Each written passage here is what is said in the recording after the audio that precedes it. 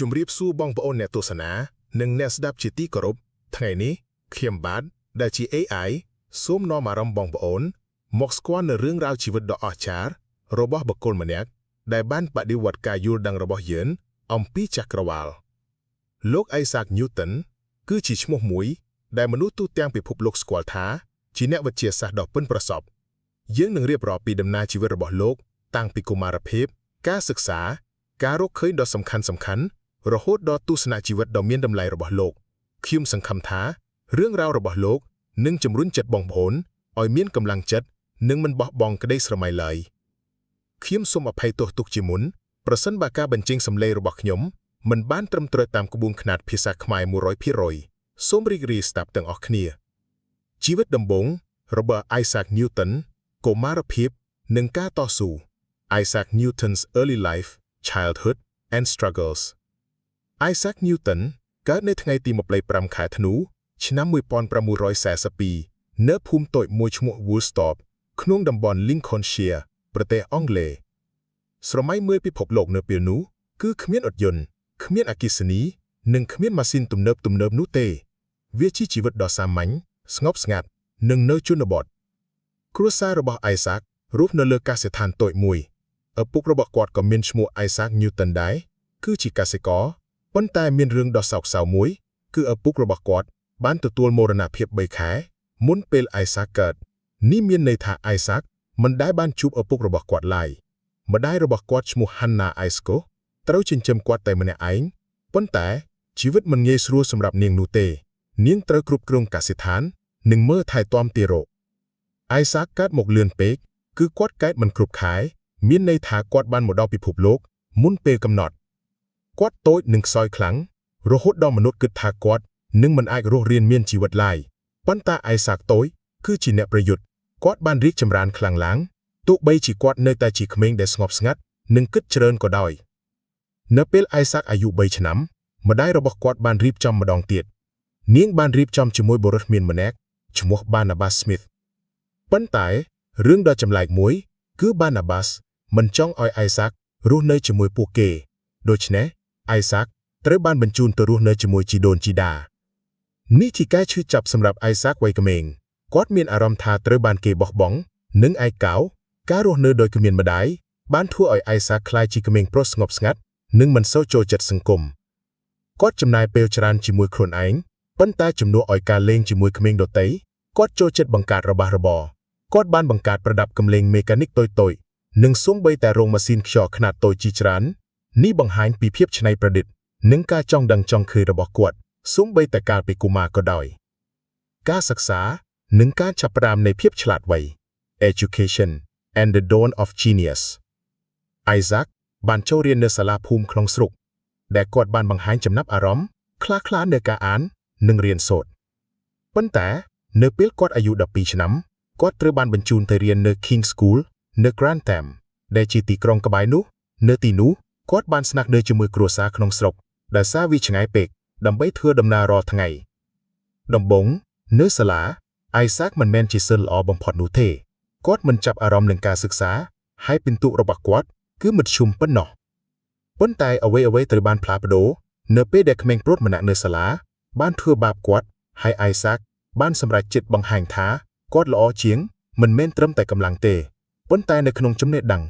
ចាប់ពីពេលនោះមកគាត់បានក្លាយជាសិស្សដែលឧស្សាហ៍ព្យាយាមនិងឆ្លាតវៃ Isaac ចូលចិត្តអានគាត់បានអានសៀវភៅអំពីវិទ្យាសាស្ត្រគណិតវិទ្យានិងតារាសាស្ត្រគាត់តែងតែចំណាយពេលទំនេររបស់គាត់សង្កេតមើលធម្មជាតិចលនានៃទឹកនិងអរិយាបថនៃពន្លឺគាត់មិនដឹងថាចំណាប់អារម្មណ៍សាមញ្ញទាំងនេះក្រោយមកនឹងធ្វើឲ្យគាត់ក្លាយជាអ្នកវិទ្យាសាស្ត្រដ៏អស្ចារ្យម្នាក់នៅក្នុងពិភពលោកឡើយ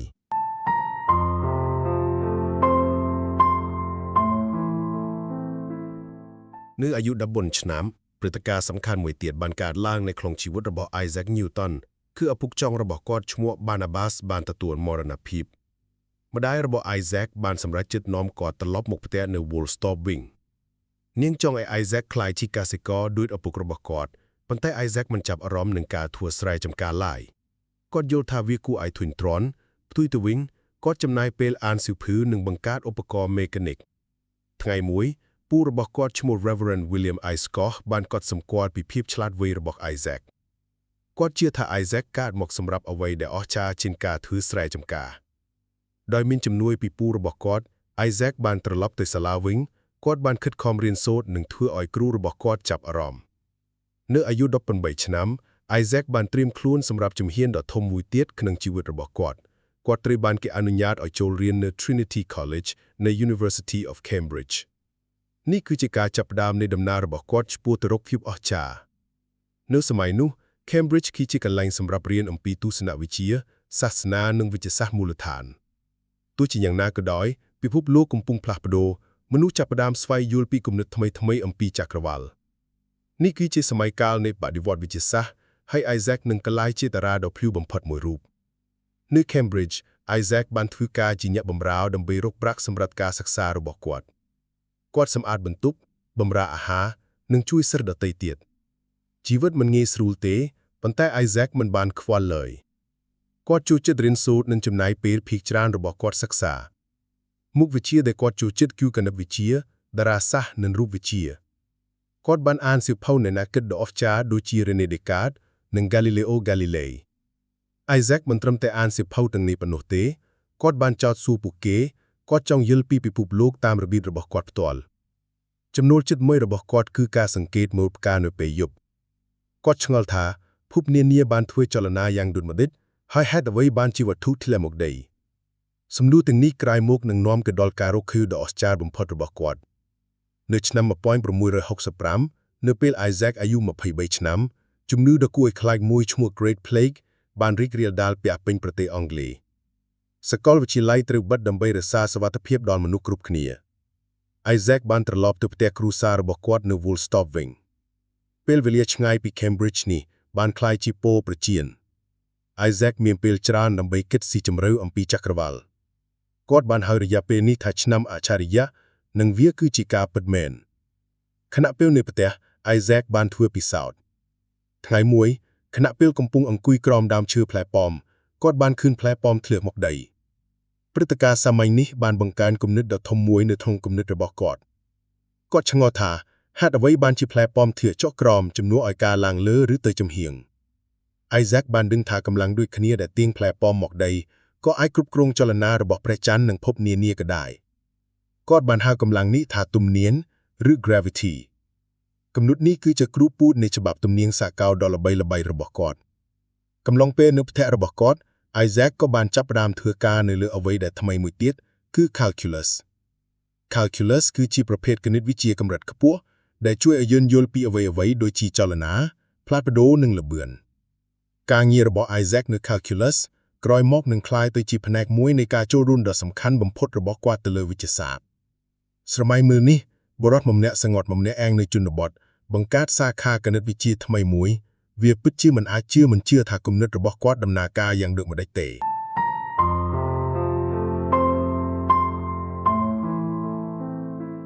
ភាពល្បីល្បាញនិងចំនួននៅពេលជំងឺពេសបានបញ្ចប់នៅឆ្នាំ1667 Isaac បានត្រឡប់ទៅ Cambridge វិញ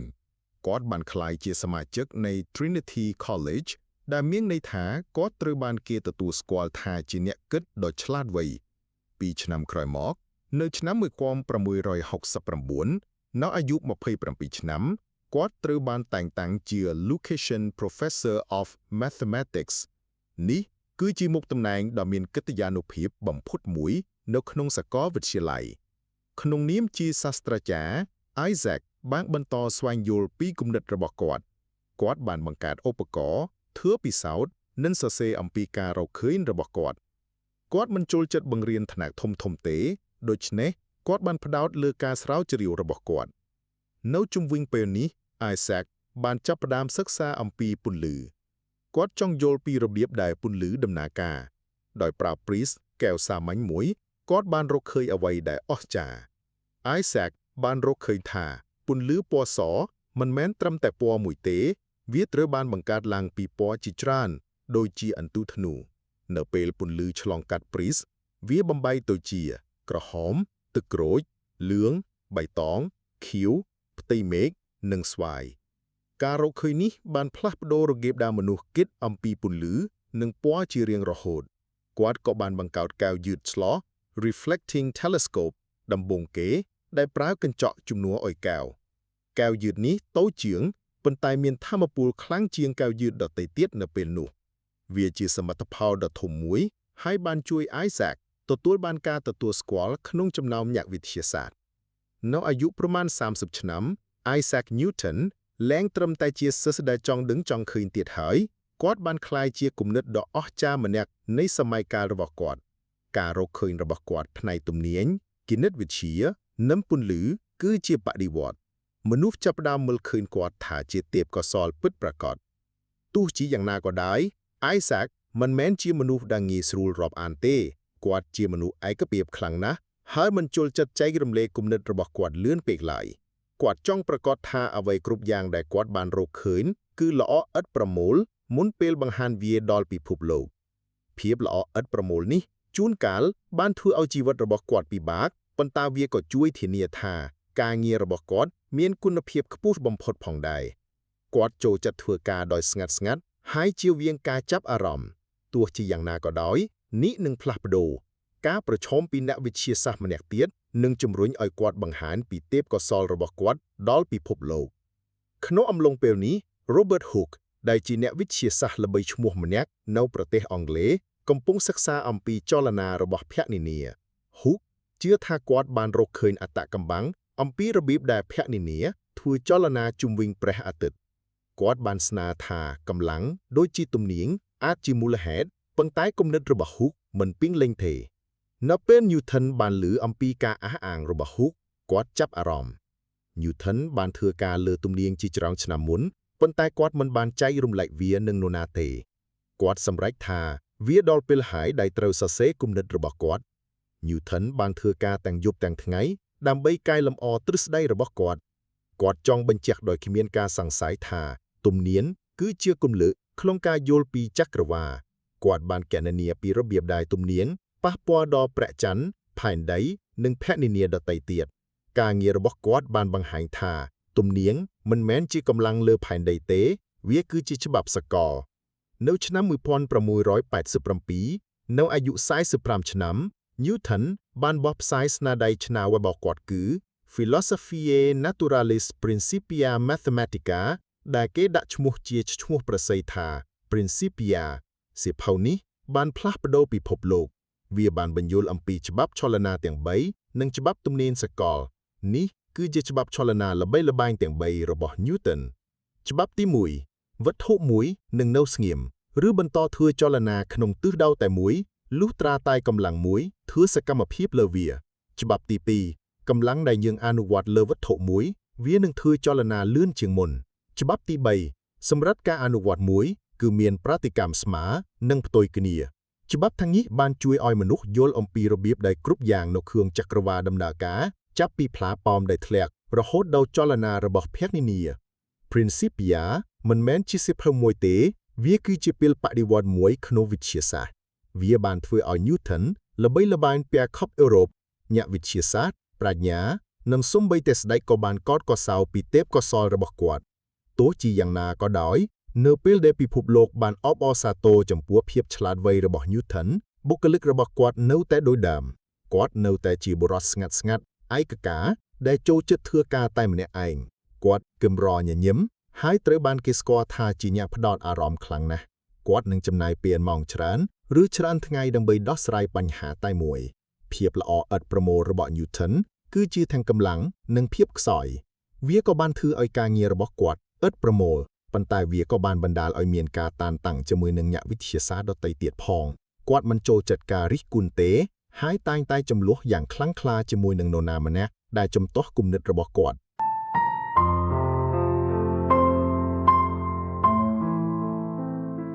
ទូនាទីថ្មីនិងកិត្តិយស New Roles and Honors នៅឆ្នាំ1696 Newton បានចូលកាន់តំណែងថ្មីដែលគួរឲ្យភ្ញាក់ផ្អើលគឺគាត់បានក្លាយជា Warden of the Royal Mint ដែលជាអង្គការទទួលខុសត្រូវក្នុងការផលិតកាក់នៅប្រទេសអង់គ្លេសនៅពេលនោះកាក់ក្លែងក្លាយគឺជាបញ្ហាធំមួយហើយសេដ្ឋកិច្ចកំពុងរងការខូចខាត Newton បាននាំមកនូវគំនិតដ៏មុតស្រួច នឹងការយកចិត្តទុកដាក់លើលំអិតរបស់គាត់មកកាន់ការងារថ្មីនេះ Newton មិនមែនគ្រាន់តែជាអ្នកវិទ្យាសាស្ត្រទេគាត់បានក្លាយជាអ្នកស៊ើបអង្កេតគាត់បានស៊ើបអង្កេតការក្លែងបន្លំនិងណែនាំវិទ្យាសាស្ត្រថ្មីៗដើម្បីកែលម្អគុណភាពកាកសូមអរគុណចំពោះកិច្ចខិតខំប្រឹងប្រែងរបស់គាត់ Royal Mint បានក្លាយទៅជាមានប្រសិទ្ធភាពខ្លាំងជាងមុនហើយបញ្ហាលុយក្លែងក្លាយបានថយចុះយ៉ាងខ្លាំងនៅឆ្នាំ1703 Newton ត្រូវបានជ្រើសរើសជា President of the Royal Society ដែលជាក្រុមអ្នកវិទ្យាសាស្ត្រដ៏មានកិត្តិយានុភាពបំផុតនៅប្រទេសអង់គ្លេសមុខតំណែងនេះបានពង្រឹងកេរ្តិ៍ឈ្មោះរបស់គាត់ក្នុងនាមជាអ្នកវិទ្យាសាស្ត្រដ៏អស្ចារ្យបំផុតនៃសម័យកាលរបស់គាត់មួយឆ្នាំក្រោយនៅឆ្នាំ1704 Newton បានបោះពុម្ពស្នាដៃដ៏សំខាន់មួយទៀតគឺ Optics នៅក្នុងសៀវភៅនេះគាត់បានពន្យល់ពីការរកឃើញរបស់គាត់អំពីពន្លឺនិងពណ៌យ៉ាងលម្អិតគាត់ក៏បានបញ្ចូលគំនិតអំពីធម្មជាតិនៃចក្រវាឡដែលបង្ហាញពីការចង់ដឹងចង់ខ្យងនិងការស្រមៃគ្មានដែនខ្នងរបស់គាត់នៅឆ្នាំ1705 Newton ត្រូវបានផ្ដល់គោលងារជា Sir ដោយព្រះមហាក្សត្រីអានដែលធ្វើឲ្យគាត់មានងារជា Sir Isaac Newton នេះគឺជាកិត្តិយសដ៏កម្រមួយដែលបង្ហាញពីការឲ្យតម្លៃខ្ពស់ចំពោះការងាររបស់គាត់មិនត្រឹមតែពីសំណាក់អ្នកវិទ្យាសាស្ត្រប៉ុណ្ណោះទេប៉ុន្តែក៏ពីសង្គមទាំងមូលផងដែរភាពឆ្លាតវៃការខិតខំប្រឹងប្រែងនិងការតាំងចិត្តរបស់ Newton បានផ្លាស់ប្ដូរគាត់ទៅជាបុគ្គលរឿងនិទានឆ្នាំចុងក្រោយនិងមរតក Later Years and Legacy នៅពេល Isaac Newton មានវ័យចំណាស់ជីវិតរបស់គាត់បានប្រែប្រួលនៅដើមទសវត្សរ៍ឆ្នាំ1700 Newton លែងជាអ្នកវិទ្យាសាស្ត្រវ័យក្មេងដែលចង់ដឹងចង់ខ្ជួងនិងធ្វើការដោយមិនចេះនឿយទៀតហើយនៅពេល Newton មានអាយុ60ឆ្នាំគេបានចាត់ទុកគាត់យ៉ាងទូលំទូលាយជាទេពកោសល្យទោះបីជាយ៉ាងណាក៏ដោយកិត្តិយសបាននាំមកនូវបញ្ហារបស់វាផងដែរមនុស្សជាច្រើនបានកោតសរសើរគាត់ប៉ុន្តែអ្នកផ្សេងទៀតបានច្រណែនគាត់ Newton តែងតែមានចំនួនជាមួយនឹងអ្នកវិទ្យាសាស្ត្រដទៃទៀតដែលបានទាមទារសិទ្ធិសម្រាប់រកឃើញមួយចំនួនរបស់គាត់ចំនួនដ៏ល្បីល្បាញមួយទៀតគឺជាមួយនឹង Gottfried Wilhelm Leibniz ដែលជាគណិតវិទ្យាយន្តជាតិអាល្លឺម៉ង់តែ Newton និង Leibniz បានធ្វើការលើ Calculus ប៉ុន្តែពួកគេបានបង្កើតវិធីសាស្ត្ររបស់ពួកគេដោយឯករាជ្យនៅពេល Leibniz បោះពុម្ពអាងាររបស់គេអ្នកគាំទ្ររបស់ Newton បានចោទប្រកាន់គេពីបទចម្លងគំនិតរបស់ Newton នេះបាននាំមកនូវការប្រកួតប្រជែងដ៏ជូរចត់រវាងបុរសទាំងពីរនេះដែលមានរយៈពេលជាច្រើនឆ្នាំភាពល្អល្អតនិងភាពរឹងរូសរបស់ Newton បានធ្វើឲ្យចំនួនទាំងនេះកាន់តែអាក្រក់ទៅថែមទៀតគាត់មិនអាចអត់ធន់បានចំពោះការរិះគន់ឡើយហើយតែងតែប្រកែកយ៉ាងខ្លាំងក្លាដើម្បីការពារការងាររបស់គាត់ខ្វះពេលនៃចំនួនទាំងនេះបានប៉ះពាល់ដល់សុខភាពផ្លូវចិត្តនិងអារម្មណ៍របស់គាត់ពួកវាក៏បានបង្ហាញពីការតាំងចិត្តរបស់គាត់ក្នុងការការពារកេរ្តិ៍ឈ្មោះរបស់គាត់ផងដែរក្នុងឆ្នាំចុងក្រោយរបស់គាត់ Newton បានក្លាយជាអ្នកណែនាំសម្រាប់អ្នកវិទ្យាសាស្ត្រវ័យក្មេងមនុស្សជាច្រើនបានមករកគាត់ដើម្បីសុំដំបូន្មាននិងការណែនាំ Newton រីករាយក្នុងការចែករំលែកចំណេះដឹងរបស់គាត់ប៉ុន្តែគាត់ក៏បានកំណត់ស្តង់ដារខ្ពស់ផងដែរគាត់ជឿជាក់លើការខិតខំប្រឹងប្រែងវិន័យនិងការចង់ដឹងចង់ខ្យងសម្លឹងដ៏ល្បីល្បាញមួយរបស់គាត់គឺ If I have seen further it is by standing on the shoulders of giants ប្រសិនបើខ្ញុំបានឃើញឆ្ងាយបានជាងនេះគឺដោយសារខ្ញុំឈរនៅលើស្មារបស់យេកប្រែថា Newton បានទទួលស្គាល់ការជំរុញរបស់អ្នកគិតដ៏អស្ចារ្យមុនគេគាត់ជឿថាវឌ្ឍនភាពនៅក្នុងវិទ្យាសាស្ត្រគឺជាការខិតខំប្រឹងប្រែងរបស់ក្រុមទោះបីជាគាត់តែងតែធ្វើការតែម្នាក់ឯងក៏ដោយ Newton បានចំណាយពេលចុងក្រោយរបស់គាត់រស់នៅទីក្រុងឡុងគាត់មានស្ថិរភាពហិរញ្ញវត្ថុនិងទទួលការគោរពយ៉ាងខ្លាំងប៉ុន្តែគាត់មិនដែលរៀបការឬមានកូនឡើយគាត់បានឧទ្ទិសពេលវេលារបស់គាត់សិក្សាព្រះគម្ពីរឆ្លុះពិចារណាពីជីវិតរបស់គាត់និងបន្តការស្រាវជ្រាវរបស់គាត់សូម្បីតែនៅវ័យចំណាស់ក៏ដោយគំនិតរបស់ Newton នៅតែមុតស្រួចគាត់តែងតែប្រាប់អ្នកមកទស្សនាអំពីរបស់ដែលគាត់បានរកឃើញនិងការដែលគាត់បានឈ្នះរាំងលើការប្រឈមមុខយ៉ាងណាគាត់ចង់ឲ្យយុវជនយល់ដឹងអំពីសម្រេចសំខាន់នៃការតស៊ូនិងការចង់ដឹងចង់ខ្យង Newton បានទទួលមរណភាពនៅថ្ងៃទី20ខែមិនិនាឆ្នាំ1727ក្នុងជំនួយ84ឆ្នាំការស្លាប់របស់គាត់បានបញ្ចប់ជីវិតដ៏អស្ចារ្យមួយប៉ុន្តែមរតករបស់គាត់ទើបតែចាប់ផ្ដើម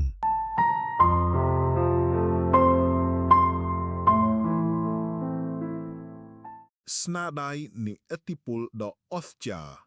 Masterpieces and Profound Influence ការរួមចំណែករបស់ Isaac Newton ចំពោះវិទ្យាសាស្ត្រនិងគណិតវិទ្យាបានផ្លាស់ប្ដូររបៀបដែលយើងយល់ដឹងអំពីចក្រវាឡការរកឃើញរបស់គាត់បានដាក់គ្រឹះសម្រាប់រូបវិទ្យាវិស្វកម្មនិងតារាសាស្ត្រសម័យទំនើប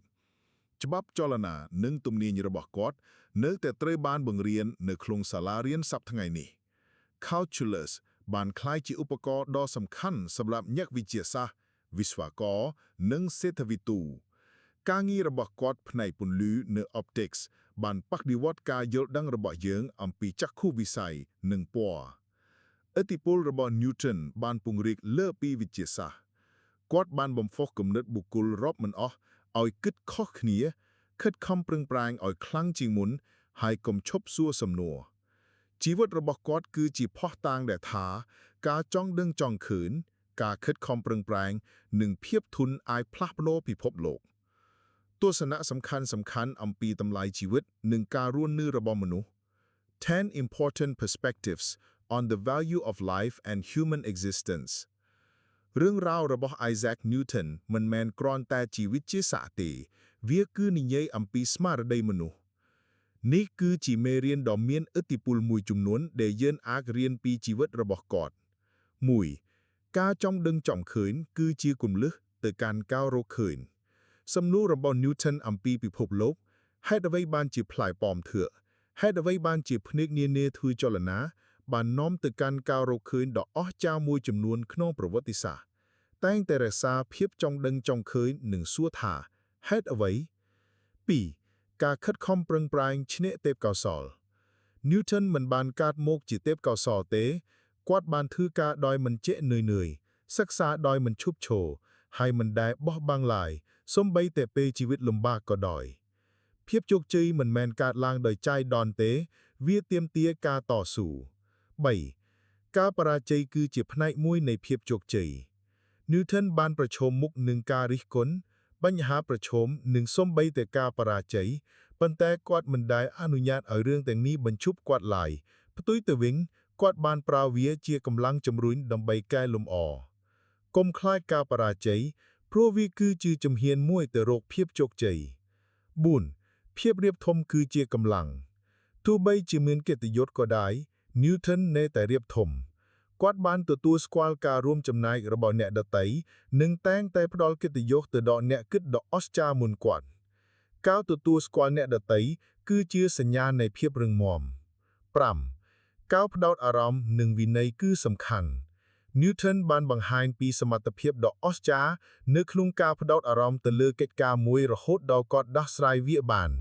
ការមានគោលដៅច្បាស់លាស់និងវិន័យខ្ពស់នឹងនាំទៅរកលទ្ធផលដ៏អស្ចារ្យ 6. ការឯកោនអាចបង្កើតភាពច្នៃប្រឌិតពេលវេលារបស់ Newton នៅឯកោនក្នុងអំឡុងពេលជំងឺពេសបានក្លាយជាអំឡុងពេលដែលមានផលិតភាពបំផុតរបស់គាត់ជួនកាលការនៅតែម្នាក់ឯងអាចជួយឲ្យយើងផ្ដោតអារម្មណ៍និងបង្កើតគំនិតថ្មីបាន 7. ហ៊ានសួរនិងហ៊ានពិសោធន៍ Newton មិនត្រឹមតែអានសៀវភៅទេគាត់បានចោទសំណួរនិងធ្វើពិសោធន៍ផ្ទាល់គុំទទួលអ្វីដោយងាយស្រួលត្រូវតែសួរសាក់លបងនិងស្វែងរកការពិតដោយខ្លួនឯង 8. ភាពជាអ្នកដឹកនាំនៅក្នុងវិស័យ Newton មិនត្រឹមតែជាអ្នកវិទ្យាសាស្ត្រទេគាត់បានក្លាយជាប្រធាន Royal Society និងជា Master of the Mint បង្ហាញពីឥទ្ធិពលរបស់គាត់ខិតខំប្រឹងប្រែងដើម្បីក្លាយជាអ្នកដឹកនាំនៅក្នុងវិស័យដែលអ្នកស្រឡាញ់ 9. មរតកស្ថិតស្ថេររាប់សតវត្សរ៍ការងាររបស់ Newton នៅតែមានឥទ្ធិពលរហូតមកដល់ថ្ងៃនេះជីវិតយើងអាចមានន័យខ្លាំងប្រសិនបើយើងបន្សល់ទុកអ្វីដែលមានប្រយោជន៍សម្រាប់មនុស្សជំនាន់ក្រោយៗទៀត 10. ភាពអស្ចារ្យមិនមែនកើតមកទេគឺវាត្រូវបានកសាង Newton មិនបានកើតមកជាទេពកោសល្យទេគាត់បានក្លាយជាមនុស្សតាមរយៈការខិតខំប្រឹងប្រែង ការចង់ដឹងចង់ឃើញនិងការបដិសេធមិនបោះបង់នាំតែជីវិតលំបាកយ៉ាងណាក៏ដោយអ្នកគ្រប់គ្នាមានសក្តានុពលដើម្បីសម្រេចបាននូវភាពអស្ចារ្យប្រសិនបើមានការតាំងចិត្តសក្តីបញ្ចប់ conclusion សពថ្ងៃនេះជាង300ឆ្នាំបន្ទាប់ពីការស្លាប់របស់ Newton គំនិតរបស់គាត់នៅតែផ្លាស់ប្ដូរពិភពលោករាល់ពេលដែលយើងបានបង្ហោះរ៉ុកែតរចនាម៉ាស៊ីនឬសិក្សាផ្កាយយើងកំពុងកសាងលើមរតករបស់ Newton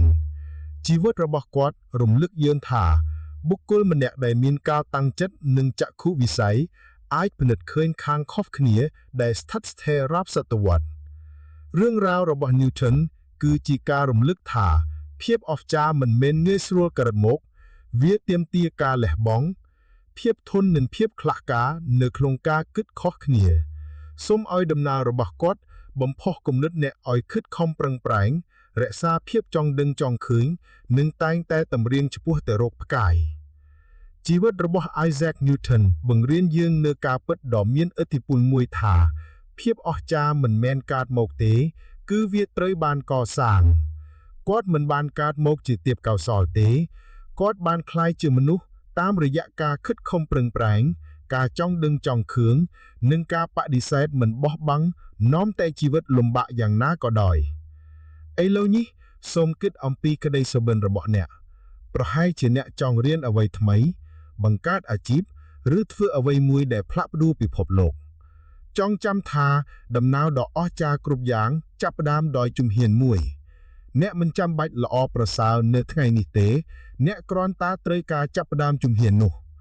ខិតខំប្រឹងប្រែងនិងជឿជាក់លើខ្លួនឯង Newton បានចាប់ផ្ដើមជាក្មេងប្រទូម្នាក់នៅក្នុងកាស៊ីឋានប៉ុន្តែគាត់ហ៊ានសុបិនធំបើសិនជាគាត់អាចឈ្នះរំលែកនៅលើបញ្ហារបស់គាត់អ្នកក៏អាចធ្វើបានដែរពិភពលោកកំពុងរងចាំនៅភាពឆ្លាតវៃរបស់អ្នកគំនិតនិងភាពជោគជ័យរបស់អ្នកកុំបញ្ឈប់ដោយសារតែការភ័យខ្លាចកុំបោះបង់ដោយសារតែវាលំបាកបន្តទៅមុខទៀតទៅព្រោះថ្ងៃណាមួយមនុស្សអាចនឹងកំពុងនិយាយអំពីរឿងរ៉ាវរបស់អ្នកដើម្បីបំផុសគំនិតអ្នកដទៃ